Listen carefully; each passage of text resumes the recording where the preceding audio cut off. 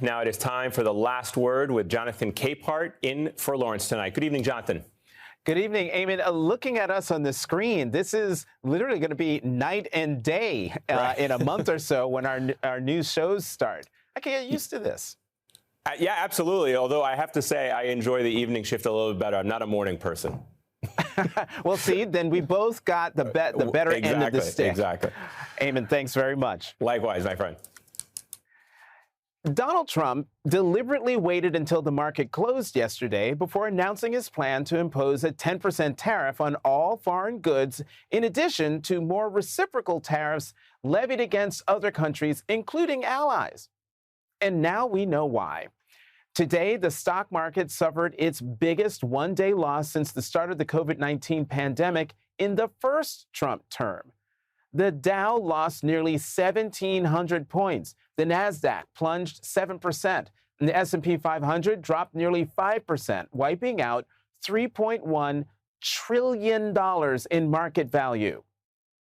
Now, that may be hard to grasp, unless you were planning on retiring soon and you just saw your nest egg evaporate. The very real money you took from your paycheck and put away in your retirement fund tanked by Trump tariff chaos. Donald Trump didn't seem too worried as he headed to Florida to golf today. The markets are going to boom, the stock is going to boom, the country is going to boom, and the rest of the world wants to see, is there any way they can make a deal? Yeah, no, that's not what the financial experts see. The world was yesterday sort of bracing for a bazooka, but Trump decided he was going to go the Chicago way, and he dropped an economic Moab. The Dow's drop today will put it solidly in the top 5 biggest point losses in history. Try and slap some lipstick on this pig of a market. It's not a pretty market. Those numbers that were on that grid, they don't mean anything. They came up with it because they were in a hurry to cobble something together. So this tariff policy looks like it's basically resting on made-up numbers. And I will say the traders who are passing this on to me are also saying, what a very well-known one, it's absurd and shows a kindergarten-level understanding of international trade. Right. I don't have a single body, a single forecaster saying, because of these tariffs, we are forecasting more U.S. growth, more employment, and lower inflation. Every forecaster is the opposite. Try to slap some lipstick on this pig of a market. And that's from Fox Business. But it's not just the markets that were in turmoil. The Washington Post reports, quote, Jeep maker Stellantis said it was temporarily laying off 900 workers at 5 plants in Michigan and Indiana and pausing production at factories in Canada and Mexico while it tries to figure out the medium and long-term effects of these tariffs. An analysis by the Budget Lab at Yale University estimates the total impact from Trump's tariffs could cost the average household $3,800 per year. The economists put it this way. If you fail to spot America being looted, pillaged, raped, and plundered by nations near and far, or it being cruelly denied a turn to prosper, then congratulations. You have a firmer grip on reality than the President of the United States. It's hard to know which is more unsettling, that the leader of the free world could spout complete drivel about its most successful and admired economy, or the fact that on April 2nd, spurred on by his delusions, Donald Trump announced the biggest break in America's trade policy in over a century and committed the most profound, harmful, and unnecessary economic error in the modern era. The Wall Street Journal editorial board laid out the many ways that these Trump tariffs will be detrimental to the U.S. economy, ending with, quote, Mr. Trump's tariffs are the biggest policy shock to the world trading system since Richard Nixon blew up Bretton Woods in 1971. As with that decision, Mr. Trump is acting with little understanding about the damage his tariffs will cause. The disturbance might not be as little as he imagines.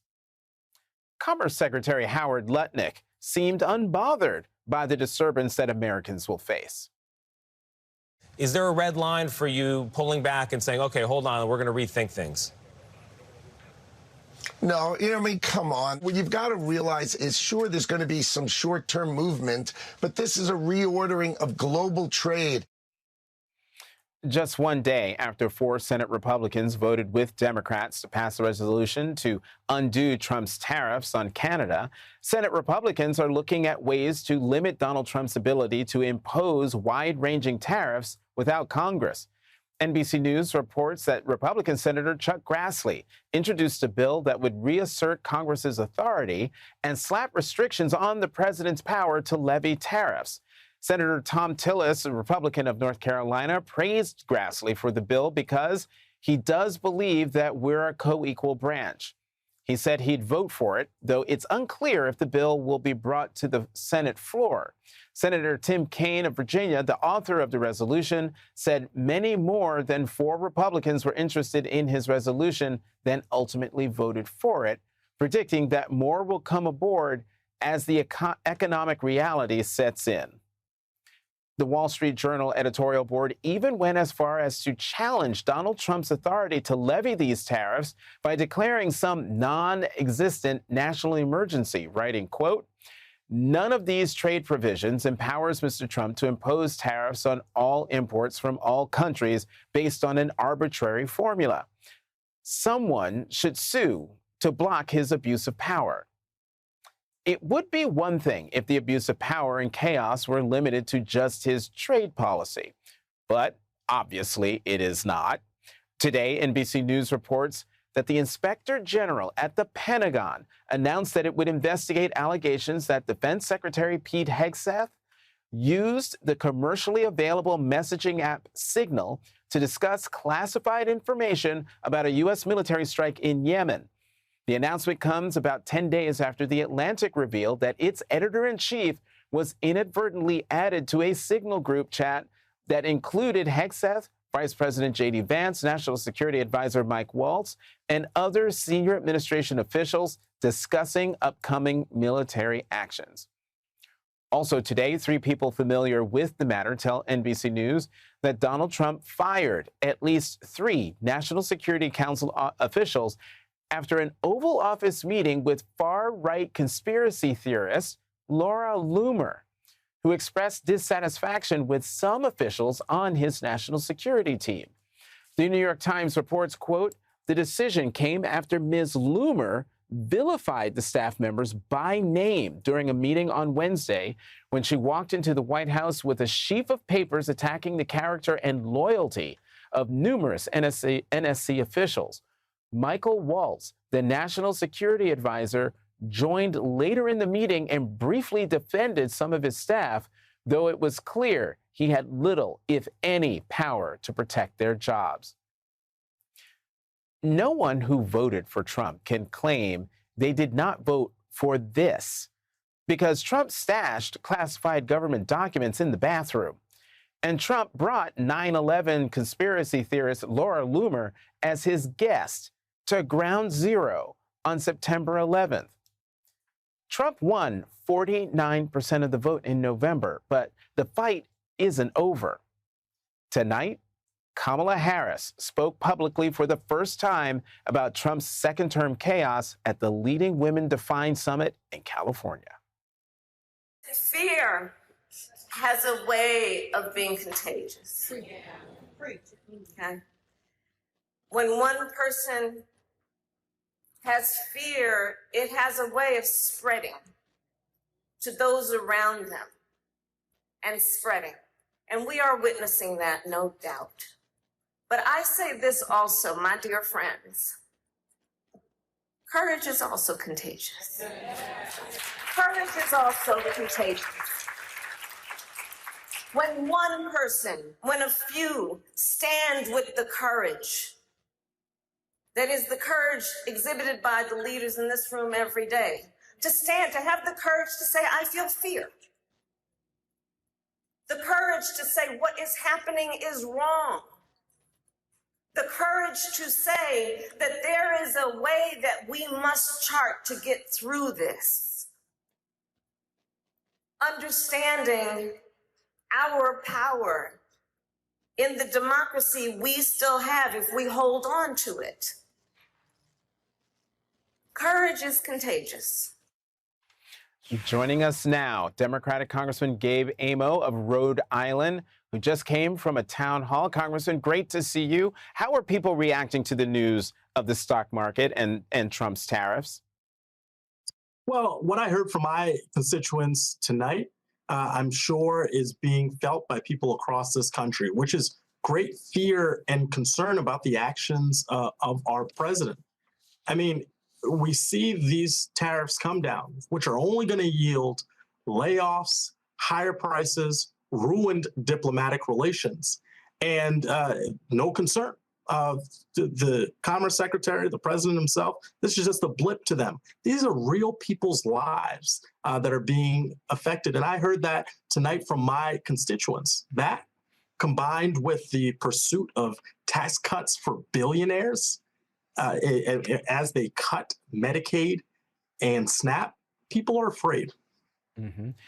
I'm sure one thing people want is an explanation, Congressman. What do you say about policy that seems to have no rationale other than the whim of a king? It's really hard to explain. I'll be honest, because, you know, we exercise logic and thoughtfulness. People elect their leaders because they think they're going to have a plan, not arbitrarily decide how they are going to cut really essential lifelines to the global economy and really hurting everybody across the country. And so it's hard to reason out with people. And I just say these folks are at best poorly informed, at worst coming after the core of our values. And I'm afraid it's the worst. Mm-hmm. Well, what other specific issues came up as top of mind for your voters, Congressman? A lot of the lawlessness. You know, we have heard and seen the arbitrary cutting of services at the Social Security Administration. We have seen wide layoffs and attempts to illegally terminate federal employees, some of whom were in that room tonight. And so the fear that these decisions being made on a whim, driven by Elon Musk's Doge, the real complacency and compliance that we see out of Republicans in the House who are just letting this happen and really not seeing any courage, contrary to what the vice president said, any courage from leaders on the other side of the aisle. You know, the Boston Globe reports food banks across New England are scrambling after the Trump administration this month cut some $1 billion from programs that help them obtain food for distribution. With the support of federal assistance amounts to 10 to 30% of their total distributions. Congressman Amo, what can you say to voters who are worried about the future impact of Trump's cuts? Look, I will say what I've said here at home. I visited the Rhode Island Community Food Bank a couple weeks ago to communicate my real concern with regard to the plans that are part of the budget resolution that came out of the House a few weeks ago. And I've said that we have to be vocal. We have to be sure to communicate out the needs that are in our communities, and we have to dig in and support each other. At this time of need, where we are being abandoned by the Trump administration and Republicans in Congress, we have to focus on the people at home and support great organizations that help people who need it the most. And in fact, because of these actions, we're seeing wider use of food banks here in my state. Congressman Amo, I got to get you on one more thing, because we saw some big Democratic wins this week. Susan Crawford won in that Supreme Court race in Wisconsin. Senator Cory Booker broke a filibuster record speaking against Donald Trump. Did any of that penetrate to local voters you talked to? Big time. When I said Wisconsin, there was a round of applause in the room. Now, these are people who don't have the practice of electing judges, but we at home know that that is a blow for the progress that we are going to make as we work towards elections around this country. I would additionally say, when Senator Booker was invoked, I shared my story of going to the Senate chamber to witness this moment in history where I wrote a note to my friend saying, keep going, brother, because we will win for the people we serve. And people in that room tonight felt inspiration. I'm certainly inspired, but we have to keep going. Just like the senator did, we'll keep pushing for the American people. I'm curious, Congressman, a round of applause for Wisconsin. People know what Senator Booker did. Do you sense that there's a shift in the mood of your constituents between pre-Wisconsin and Senator Booker and where we are, what you saw tonight? Well, I think people are focused on where can we find beams and lights of hope out there.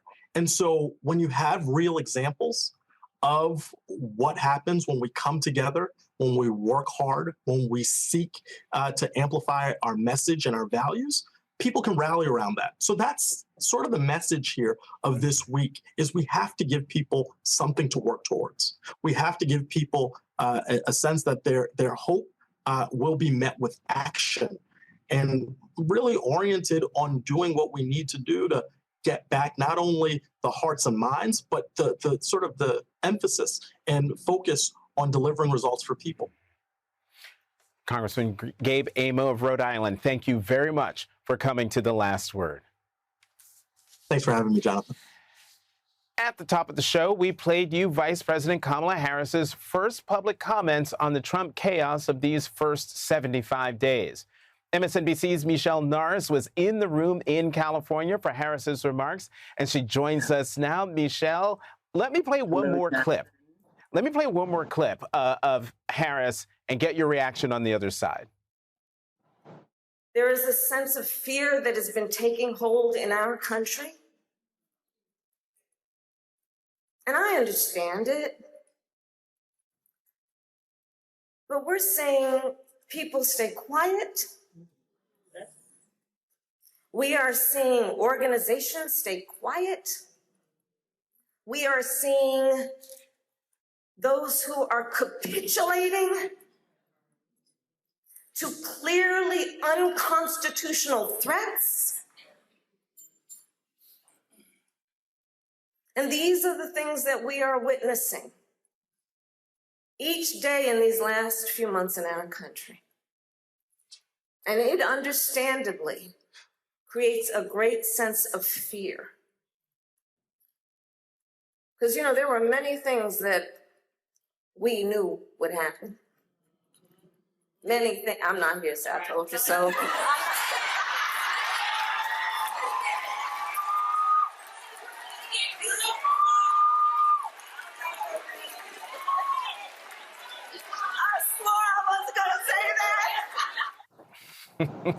Michelle, your reaction to that? Well, hello, Jonathan. Thanks for having me here from California. It's hard not to say I told you so on a day where the stock market took a dive, where we're seeing more executive action that is questionable and, as she said, most likely unconstitutional and most likely illegal also.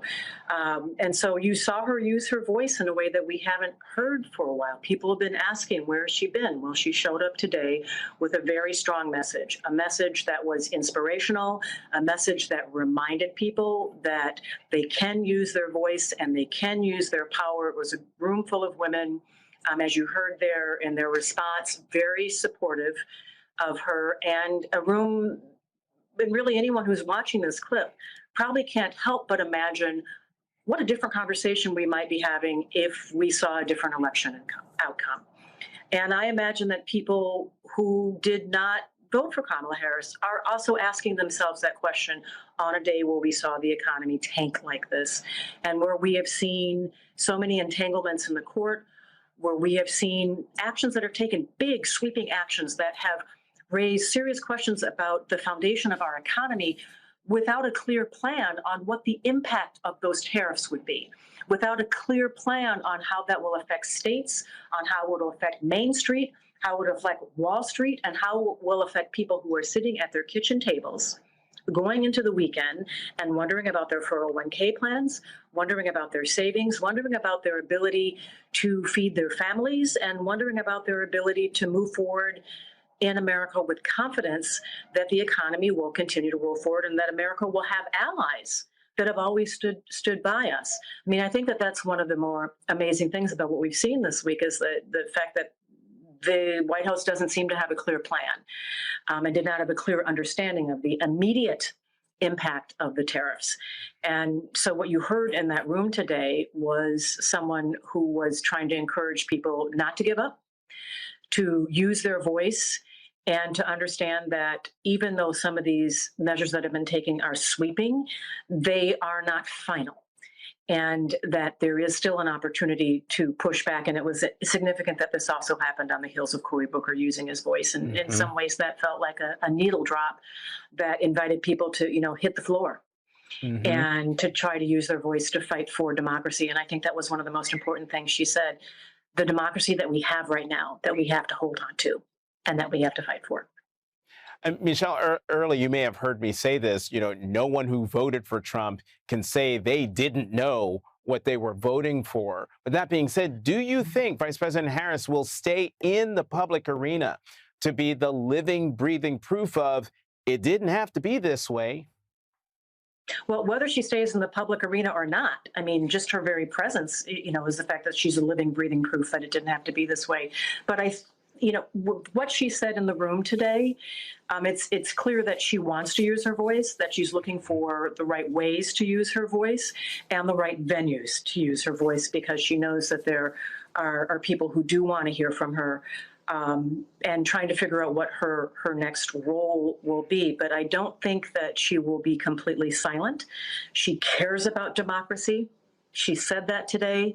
She cares about voters. And one of the interesting things that she noted is she cares about all voters, not just the people who cast votes for her, not just the 92%. She cares about all voters. And that's what we deserve in this country in our leadership. Someone who will represent all of America, not just the people that voted for them, not just the people who are blindly loyal to them. All people who are the citizens of this country deserve and should expect that kind of leadership. That is the definition of a leader. Michelle Norris, thank you very much for jumping in front of a camera there in California. Thank you, Jonathan. Glad to be with you. And coming up, Senator Cory Booker spent 25 hours and 4 minutes on the Senate floor warning Americans that these are not normal times. Donald Trump's destruction of American governance isn't normal. And in the process, Senator Booker put a racist South Carolina senator's record for longest filibuster in the dustbin of history. Senator James Clyburn of South Carolina joins us next.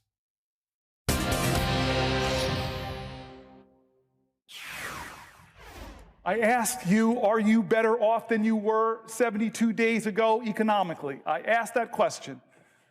Ask it to your friends. Are they better off economically? Well, I don't see how they could be, because prices are up, stock market's down, the risk of recession is climbing, consumer confidence is in the gutter, 401k plans are losing value. Are you better off than you were 72 days ago under this president's leadership? So I know there's a lot of people who are angry, who are worried, who are feeling overwhelmed, who are struggling to make ends meet, but I know of only one way to do this, and I'm trying to do it myself, is to do things differently, to stand up, to speak up, to not act like this is just normal in our country. On Tuesday, in his marathon 25-hour speech demanding us to wake up to the crisis in America, Cory Booker asked, are you better off now than you were before? And tonight, this headline: stocks suffer biggest one-day wipeout in value since March 2020. This is exactly what Senator Booker spent 25 hours and 4 minutes trying to point out during his marathon speech on the Senate floor, that none of this is normal. The firing of thousands of federal workers isn't normal. The 19th century tariffs aren't normal. The stock market tanking, and then the president saying, quote, everything is going well, is not normal. These are not normal times. Senator Booker was protesting against an administration that is bending, breaking, and twisting the norms of American governance. Tonight, former Vice President Kamala Harris spoke out about how Trump is trying to erase the progress we've made as a nation. What has changed since 2016 is that we are in the midst of seeing progress being rolled back, policies that we birthed being rolled back, the terms that we use for what is progress in America being turned into a pejorative, intended to deny the facts and to deny smart policy, by the way, effective policy, by the way, policy, by the way, that has been proven to yield a great return on that investment. Senator Booker, the first black senator from my home state of New Jersey, is proof of that investment. And Senator Booker broke the filibuster record of South Carolina Senator Strom Thurmond, who spoke for more than 24 hours in 1957 against the Civil Rights Act. Strom Thurmond will only be remembered now as an infamous racist, while Senator Cory Booker will take his place in history as a reminder of how far we've come. And joining us now, former Assistant Democratic Leader in the House of Representatives, Congressman James Clyburn of South Carolina. Congressman Clyburn, always great to see you.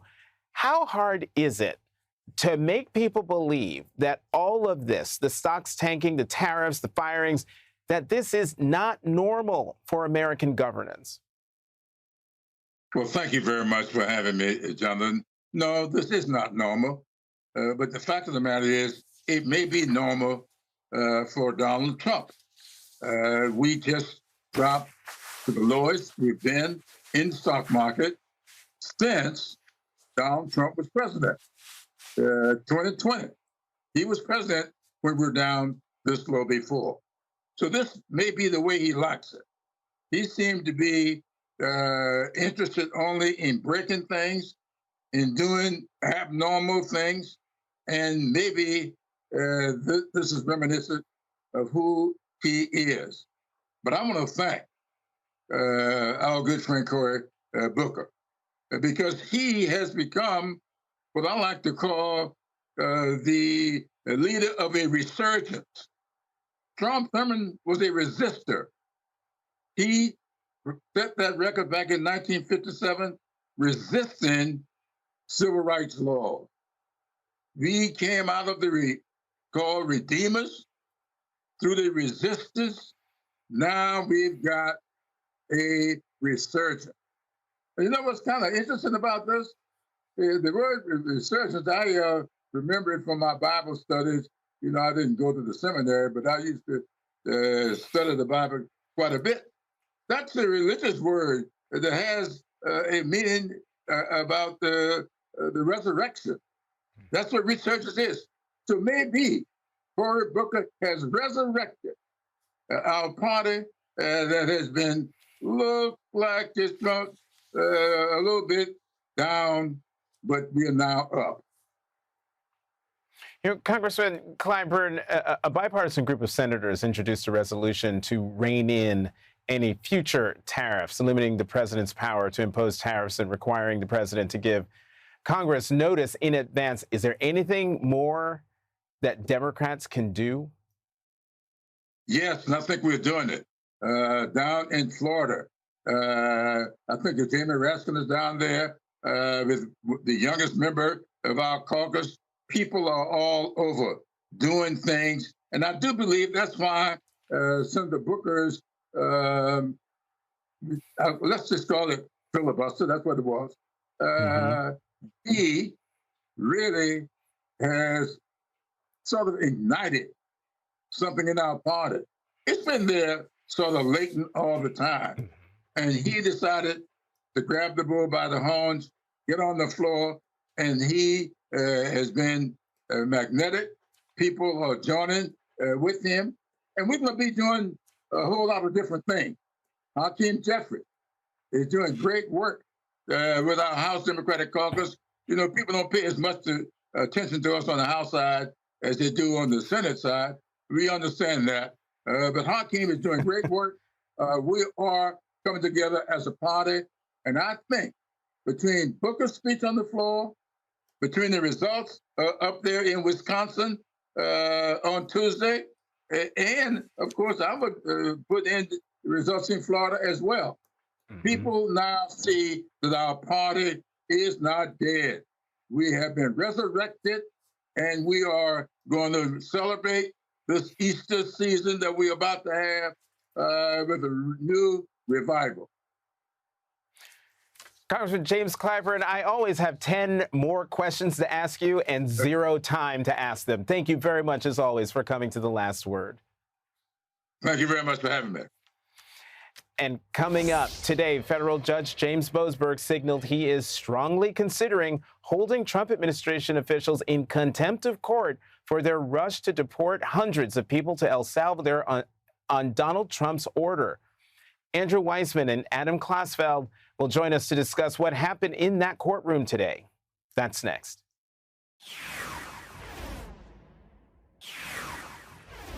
Today, a federal judge appeared to lay the groundwork for finding Trump officials in contempt of court for defying his order to send deportation flights bound for El Salvador back to the United States. Chief U.S. District Judge James Boasberg told the government, quote, "If you really believed everything you did that day was legal and could survive a court challenge, I can't believe you ever would have operated in the way you did." Throughout the roughly half-hour-long hearing, Judge Boasberg put a top Department of Justice official on defense. Judge Boasberg drilled into which Trump administration officials may have disobeyed his March 15th orders, asking at one point, quote, "If I don't find your legal arguments convincing, and I believe there is probable cause to find contempt, what I am asking is, how should I determine who the contemnor or contemnors are?"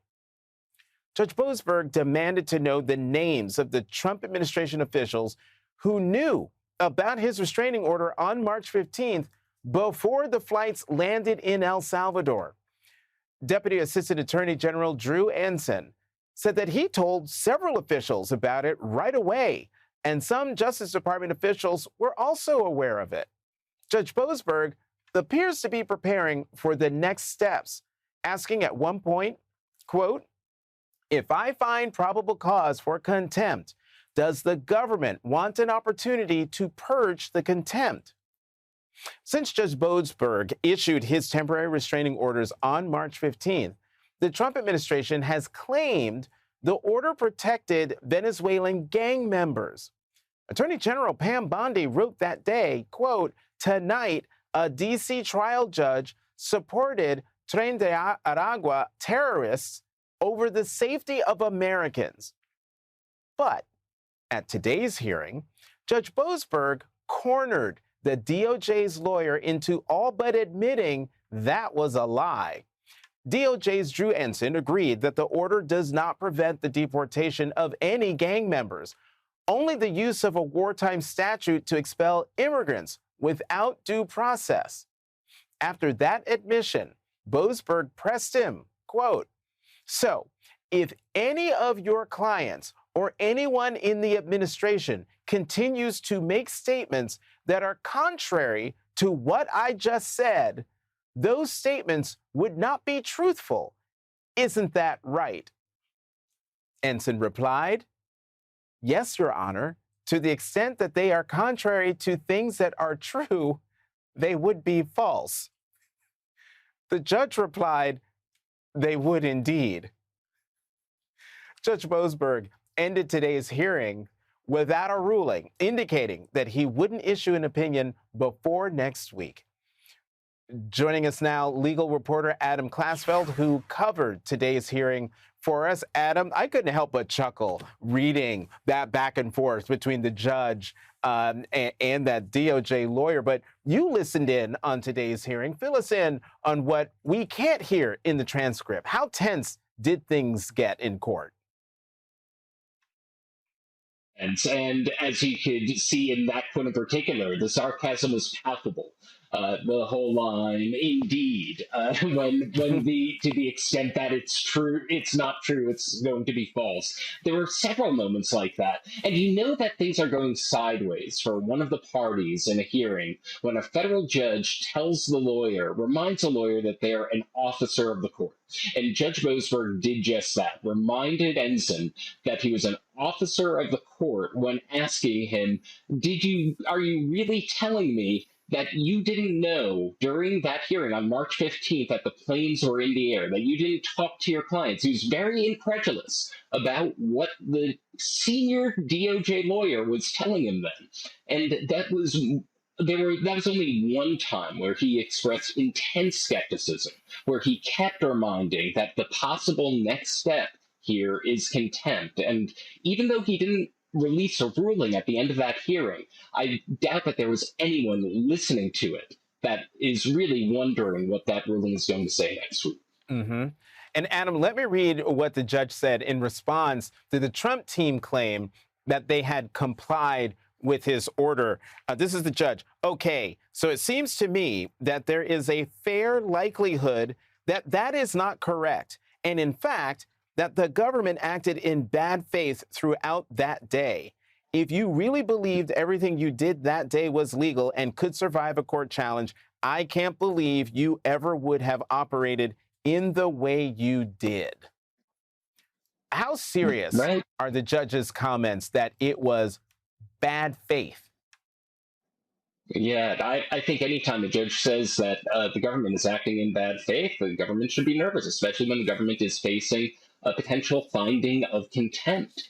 Right now, this was, as you noted, a roughly half-hour hearing, maybe a little more than that, very quick, and he had very pointed questions at the government the entire time. Very few questions for the plaintiff's attorneys at the ACLU. And when he did finally question the ACLU, he said, well, if we go to contempt proceedings, how should they look like? What should they look like? The judge is now getting the names of officials that he thinks may have committed contempt. He's exploring options and trying to lay out the groundwork, as you said. And I think the government has a sure sign of where things are headed. Adam Klasfeld, thank you, as always, for coming to The Last Word. Thank you, Jonathan. And coming up, a big-name Democrat in New Hampshire just announced he's running for Senate in 2026, and he's ready to take on Trump and Elon Musk. Congressman Chris Pappas joins us next.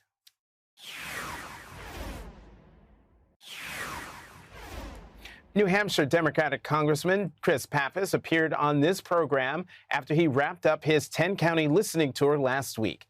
And today, Congressman Pappas officially launched his campaign for U.S. Senate at the Manchester establishment his family founded 108 years ago. Let's get out and do the work required of us. Let's stand up. Let's stand together. Let's fight back, and let's win.